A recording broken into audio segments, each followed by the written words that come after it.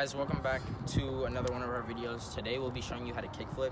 I know for some of you guys it's kind of hard. Not even gonna lie, it was hard for me. It took me like 2-3 years maybe to like land one kickflip. So yeah, let's get it. Today I'll show you guys how to.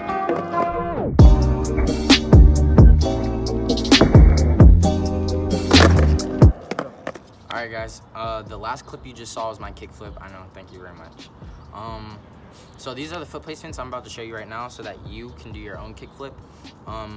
Foot placements, I'm not gonna lie, mainly is your preference, but the main, the basics that you need to learn is put your back foot. I ride goofy, so if you ride regular, invert it. But your back foot wants to go right on the tail, right here, and then your front foot wants to go right beneath his bolt. So basically, to get a better view of it, it's right here. For me, I cover half of the bear if you have grizzly grip tape, and then your back foot just goes here. So as soon as you snap, as soon as that board touches the ground, you want to flick. Right where you see this white mark right here, if you can see it, right into this little pocket. The pocket is the little dip in the board right here, which gives you the flick. So when you're popping, the board's gonna automatically do this.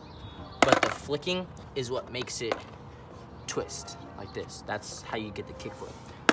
So that's basically how you do it right there.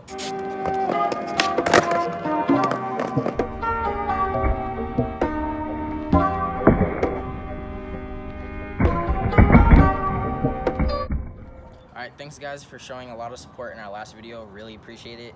Me and Nathan have been freaking out about it. Bro, it's going so well already. But thanks for watching our kickflip tutorial. Hope you guys can get your kickflips down, and see you in the next video. Peace out.